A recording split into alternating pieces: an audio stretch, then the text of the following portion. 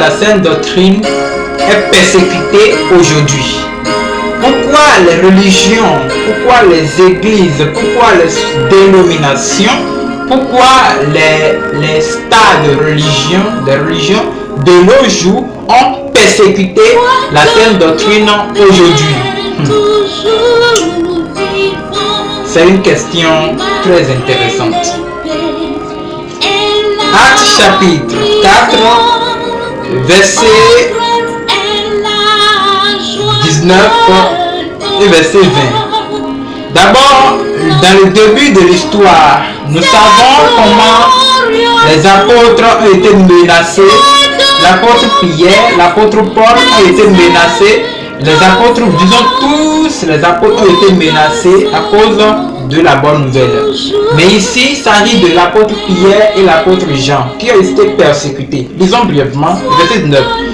Pierre et Jean leur répondirent: jugez s'il est juste devant Dieu de vous obéir plutôt qu'à Dieu. Car nous ne pouvons pas ne pas parler de ce que nous avons vu et entendu. Vous entendez? Nous ne pouvons pas rester sans prêcher cette vérité qu'on a vue, entendue. Pour ceux qui ont suivi la petite définition que nous avons donnée sur la sainte doctrine auront compris déjà de quoi il s'agit.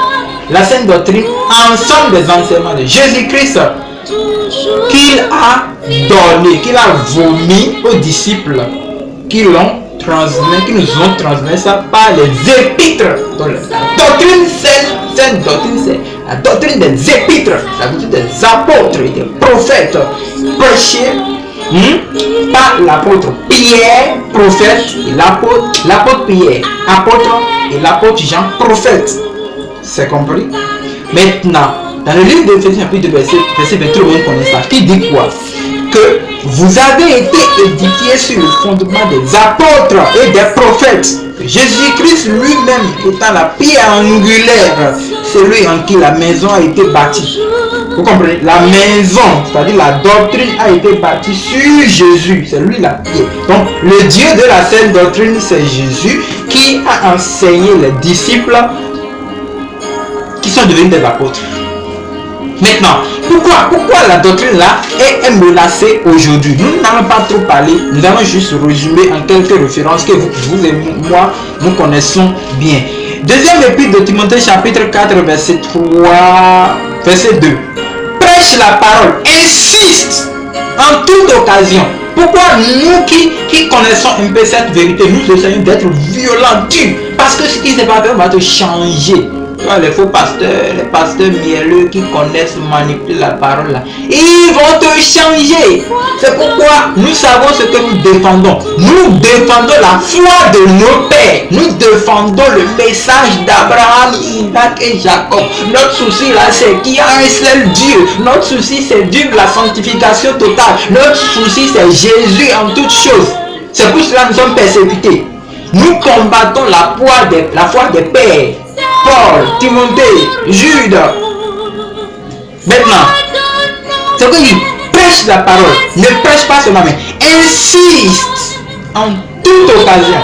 S'il y a possibilité d'obéir, de ne pas obéir, insiste, appuie, sois dur, repens, censure, exhorte avec toute douceur et en esprit. C'est pas cette personne de douceur, je vais dire, ma soeur, tu vois, de toute façon tu t'habilles là, Dieu même a dit que le cœur là, c'est ça il veut. Il ne veut pas l'extérieur. Moi, je n'ai même pas ce temps là. Je te vois même pas. Dis-moi, est-ce que c'est toi qui m'as appelé? Et pourquoi je vais rire pour te dire la vérité? C'est à accepter ou à laisser. C'est à accepter ou à laisser. Regardez, pourquoi l'apôtre Paul est en train d'insister, d'appuyer, de sanctionner? Verset 3. Car il viendra un temps, il viendra une époque, il viendra une saison, il viendra un moment. Regardez, il viendra des heures, des minutes, des secondes. Et que se passera-t-il? Où les hommes ne supporteront pas la saine doctrine. Les hommes vont voir que la saine doctrine c'est comme une loi. C'est ce que les gens disent aujourd'hui. Quand tu parles de Dieu, tu juges. Pourquoi tu me juges? Pourquoi tu me juges? Dieu t'a-t-il nommé juge? C'est ce qu'on entend. Parce que la doctrine là est forte, c'est dur. C'est contre la volonté humaine, totalement contre le monde. Détruire le monde, briser le monde. Les gens n'arrivent plus à supporter la vérité là. Oh, Dieu a refusé ceci, il a encore refusé ceci. Dieu là, il veut quoi au juste? Pourquoi il refuse? Pourquoi il fait ceci? Et c'est toi qui l'as créé. Pourquoi tu lui imposes ta volonté? Pourquoi? Les gens ne sont pas changés. Et ils ont la difficulté d'obéir à Dieu. Voilà. Il viendra un temps, et nous sommes déjà dans le temps. Et le temps est en train de visionner tous ces aspects. Regardez, il dit, mais ayant la démargaison d'entendre les choses. Regardez, s'ils écoutent la parole de la sainte doctrine, ils ont ça là. Ils commencent à faire ça. Ils ont du mal, ils se sentent mal. Ils commencent à faire ça. Parce que la vérité les détruit, la vérité les blesse. Et ils se sentent mal. On dirait que, oh, l'évangéliste là qui est en train de prêcher là, le prophète là, non, le docteur là, oh, regardez ce qu'il est en train de dire là. Il est en train de le juger. Il est en train de le juger. Et on prie même contre les missionnaires. Regardez, la Bible dit, ayant la démargaison d'entendre, ils auront du mal à accepter les choses. Ils ont envie d'entendre les choses agréables. Ils se donneront une foule de docteurs selon leurs propres désirs. C'est pourquoi il y a certains aujourd'hui, il y a certains pasteurs. Moi je ne vais pas fermer la bouche. Il y a certains pasteurs, il y a certains célèbres. Quand ils prennent, tout le monde est content. Ah, j'aime entendre le message de cet apôtre là. Je ne vais pas appeler le nom de personne, je vais appeler. Mais j'aurai le temps de bien préciser. Preuve à l'appui. Oh, quand j'entends le message de ce révérend, je suis content. Il prêche bien. Parce qu'il te prêche selon les désirs de ton cœur. Regardez la Bible. Il dit, ils se donneront une foule de docteurs selon leurs propres désirs. Vous ne pouvez pas changer la Bible. C'est la Bible qui doit vous changer. Maintenant, verset 4. Ils détourneront l'oreille de la vérité et se tourneront vers les fables. Oui, non, Dieu ne considère pas trop ça. Tu as le choix. Hein? Et tu peux même boire un peu de... Même Jésus a fait du vin, bois un peu. Mais non, c'est ceux qui veulent servir Dieu là, qui doivent éviter l'alcool. Ceux qui veulent servir Dieu aussi doivent éviter la polygamie. Donc si tu ne veux pas servir Dieu, tu es seulement que moi, tu peux avoir plusieurs femmes. Oui, non, mon frère, habille-toi bien. Un chrétien n'est pas pauvre, il doit bien s'habiller. Un chrétien doit avoir beaucoup d'argent. Un chrétien peut être tout. Voilà les fables. Continuons. Deuxième épître de Timothée, chapitre 4, verset 15.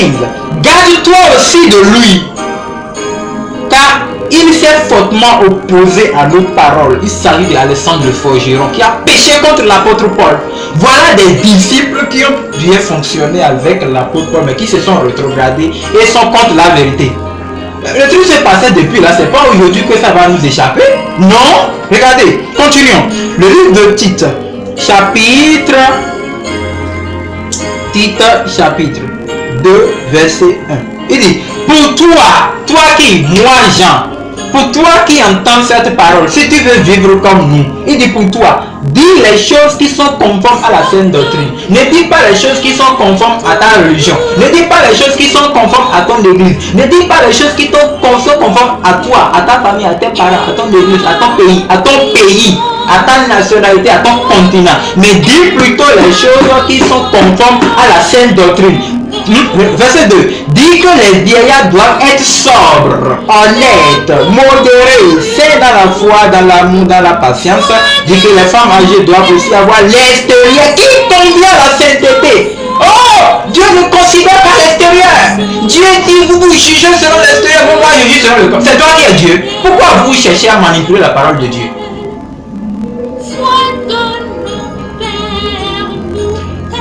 Quand tu t'habilles comme ça, le sage, il connaît que c'est ce qui est dans ton cœur que tu manifestes à l'extérieur. Ça là, on n'a même pas besoin d'aller à l'église avant de connaître ça. Quand moi je vais ouvrir ma société, je n'ai même pas besoin de dire je vais ouvrir. Quand moi je serai dans mon entreprise et tu viens avec des accoutrements modernes, je te chasse de mon bureau. C'est moi qui ai mon entreprise. Je ne dois pas t'accepter bizarrement pour que tu viennes me changer là. Toi tu es qui?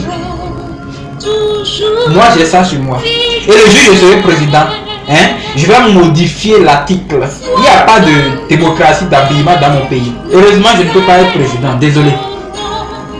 Donc, quand je te dis de changer ton extérieur, c'est parce que je cherche à comprendre si bien ton intérieur est déjà changé. Ton intérieur n'est pas changé. Mais tu es comme les pharisiens qui ont les os des morts dans leur cœur, mais qui cherchent à se montrer bien à l'extérieur. Maintenant, quand tu montres que tu es mauvais à l'extérieur parce que ton intérieur est bon, je te t'approuve avec cette référence-là que c'est parce que ton intérieur est mauvais, que ton extérieur aussi est mauvais. Tu dois être saint à l'intérieur et à l'extérieur. C'est pour cela qu'ils sont contre la sainte doctrine. La sainte doctrine exige que toute personne soit sainte. Après, c'est pour dire que personne ne peut être saint. Je vais vous lire ça. 1 Pierre chapitre 1. 1 Pierre chapitre 1. Le verset 15. Mais puisque celui qui vous a appelé est saint, vous qui? Vous frères, vous sœurs, jeunes, enfants, adultes, pasteurs, toute personne, vous aussi, vous soyez saints dans toute votre conduite, selon qu'il est écrit, vous serez saints car je suis saint. Cette parole-là, tu as enlevé ça de ta Bible. Déchirez premier épître de Pierre, chapitre 1, verset 15. Déchirez ça de votre Bible et utilisez ça comme ça. Oh, les hommes ne doivent pas porter les habillements des femmes. Les femmes ne doivent pas porter les habillements des hommes. Nous avons encore des serviteurs de Dieu qui nous montrent que je ne viens pas encore pour l'habillement. Mais dans la sainte doctrine, on t'enseigne bien à t'habiller. Même les consciences les jugent, mais ils refusent d'obéir. Pourquoi? Parce que l'intérieur n'est pas changé. Parce que l'intérieur n'est pas changé. Frères et sœurs, voilà pourquoi la sainte doctrine est contestée. Menacé. C'était un résumé. Je prie que tu n'écoutes pas ces messages pour regretter le dernier jour. Tu seras sauvé authentiquement à l'intérieur et à l'extérieur au nom de Jésus-Christ. En écoutant ce message, sache que en écoutant les épîtres, en lisant les épîtres qui exigent la sainteté tridimensionnelle, la sanctification pure du corps, de l'âme et de l'esprit, c'est ce que Dieu demande. Et tu l'auras si tu décides. Merci d'avoir entendu. Jésus-Christ vous bénit. Amen.